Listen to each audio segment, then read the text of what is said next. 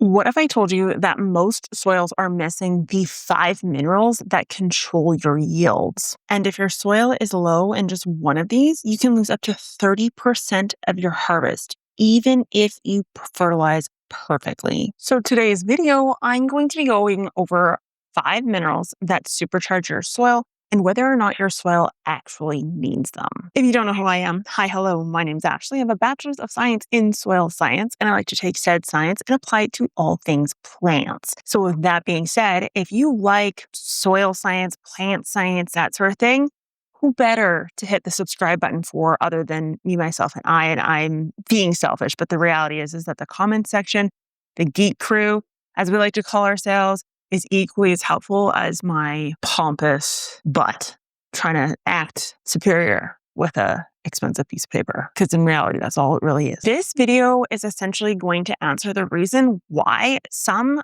gardens will absolutely explode when you add fertilizers or nothing at all, and why others will actually struggle even if you use the identical inputs that you see with these really successful gardens. Here's the thing. Most fertilizers actually only focus on the macronutrients, nitrogen, phosphorus, and potassium. And while these are hugely important to plant growth, hence why they're called macronutrients, they aren't the entire story. And the reason for this is because the yield itself is actually controlled by some really key mechanisms within our plants. Enzyme activation, sugar transport, cell wall support, chlorophyll signaling, and even root signaling all are integral to a healthy plant. And so when we think of plants, we think of these inanimate objects that aren't communicating very much, but that couldn't be any farther from the truth. The top is talking to the bottom, kind of like what humans do when they eat Taco Bell, but in a more sophisticated, refined manner.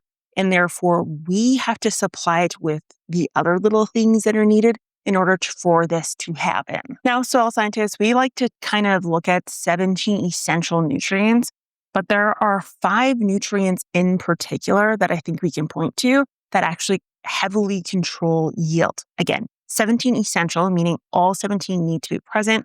But these are the ones that we typically see maybe deficient in some scenarios, particularly when we're talking about container gardening or gardening in straight compost, for example, or in a sandy soil as another example, or just heavily overused soils is another example. And therefore, you may actually benefit from the additions of these. And number one is actually going to be boron. Boron controls a number of different things. It controls the pollen tubes, which for the human equivalent is the fallopian tube of the plant. So if the proverbial egg, which in this case would be the pollen, isn't able to travel down into the ovary, that ovary can't be fertilized. So we need that tube to be healthy, not deformed, proper even thickness, etc. and so forth. It regulates the sugar movement throughout the entire plant, so from the roots, the shoots, the leaves, and the flowers, and it actually also is hugely important to ensuring flowers don't get aborted. So what exactly does low boron look like? I think probably the most common time that we see this is actually on tomato plants. We see these very big, beautiful flowers, plenty of flowers, and then all of a sudden when it comes time to turning that flower into a fruit, the flowers just kind of fall off for no reason at all. This is a sign of a boron deficiency. Another less common indicator that you typically aren't going to see until the end of the season where you're cleaning things up is a hollow stem. Now, there are plants that naturally have hollow stems. Squash is one for sure, but others aren't meant to have a hollow stem. And when you see the hollow stem with the absence of critters, this is a sign of a boron deficiency. So here's the thing. If you suspect this, you're best off testing. This is not a dump and hope for the best because you can very quickly, with all 5 of these, overdo it incredibly fast. So if you want to apply at a rate that you think is needed, I'd encourage testing. If you are just wanting to test out to see if it's worth your time and effort, go on the lower end of a boron addition and only do it in a small area to see if it makes any sort of a difference. And this can actually be done with borax. So in around 100 square feet of soil area, we only need 1 to 2 teaspoons max. That's on the high end of things. So if we want to be really safe about this, we could do half a teaspoon for 100 square foot area, or we could do a small little sprinkle in a small space that we then transplant into, test things out, see if it benefits us at all, and then go on to do the rest of our soil later. The reason why I don't want you to do the whole garden is because the only solution to boron pollution is dilution. So you would need to then bring in garden soil, compost, that sort of thing to actually mix it in and dilute it in some way if you go overboard. Next is actually zinc. So zinc is the growth hormone switch, if you will. It is the growth hormone switch in the sense that it controls the spacing of your inner nodes or the length of your inner nodes. So that is the space between each leaf, if you will. It's also heavily responsible for the growth or the expansion of your leaves themselves. And it is the thing that controls auxin. Now, I talked about auxin on this channel numerous times, but if you're new to the channel, you probably don't know what auxin is. And what auxin is it is the growth hormone, the hormone that actually powers growth from the apical meristem or the tip of the plant. So the tip of the plant can be the root, for example, the tips of the actual physical roots, or it can be the tips of branches, or in the single stem plants, it could be the top leading edge of the plant. So wherever there's a tip, there is auxin present. And we need that auxin because that's what drives that tip, either below ground or above ground, to continue to expand, to continue to grow. So without that, we can end up with problems. So hugely important is zinc. So when we know we have a zinc deficiency, we tend to have shorter, stouter plants. So plants that don't seem to get to the size that they need to get to, plants that seem to have really short, awkward sized internodes. We also can have things like smaller leaves or stunted looking leaves compared to what we normally experience. And then we actually also have reduced fruit size as well. So here's the crazy thing about zinc. It's not naturally deficient in just any sort of soil. It is very specifically deficient in 3 scenarios. Number 1 is high pH soils. So soils that are more alkaline in nature. And that means for all of us prairie region folk, whether it's in Canada or the US, that is you. Because we have more alkaline soil, because we have a limestone-based parent material. So we tend to have a zinc issue. Now, you combo that with the second factor, which is cold soil. Now you can see how the picture can be painted for how cold climate gardeners, people in the prairies, end up with a soil that is typically more deficient in zinc. Now, this doesn't mean that there isn't present in the soil. The issue is it's not available to the plant to consume. So this is why it's important to really take your soil temp thermometer to determine when it's time to transplant outside. So we're not transplanting into cold soil, resulting kind of in that stunted plant growth. So this can actually safely be applied so long as it's not done yearly. So you just want to do it like every once in a while to give it a little bit of a boost. So what you're looking for is chelated zinc, and you can just simply do a flush with water into the soil system. So you can just do this at the beginning of the year, earlier in the season, and then you're generally off to the races. You can overdo it if you choose to do it repeatedly over and over again. So use the directions on the packaging that you have and only do it once, probably in all honesty, every 5 years, maybe every 10 years, unless of course you're seeing signs and symptoms of issues. So this one is safer than the boron, but still necessary to apply,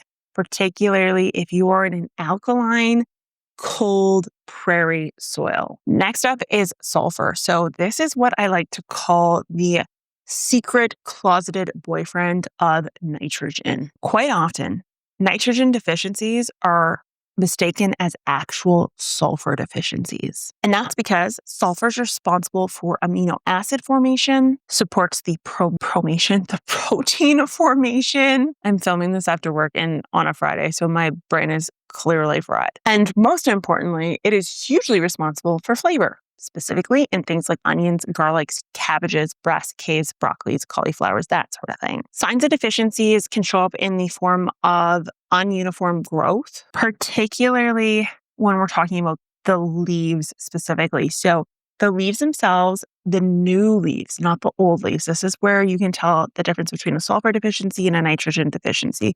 Nitrogen deficiencies will start at the bottom upwards. So you'll end up with paling at the bottom of the plant, yellowing at the bottom of the plant, going up. Whereas a sulfur deficiency is going to be in yellowing and paling in green at the top with the very newest leaves, not the bottom. So here's the thing. This can also be very safely applied to your soil. It's very difficult to overdo it per se when it comes to this. You want to apply it early in the season. Again, it's something that you want to put sooner. And the other kind of caveat here is that if you have an already acidic soil, it may be something that you want to look at the form of sulfur that you choose to use, solely because sulfur can and will actually decrease your soil's pH, which is fine if you are in a prairie soil with a alkaline pH. You can obviously use that sulfur to try to bring that down.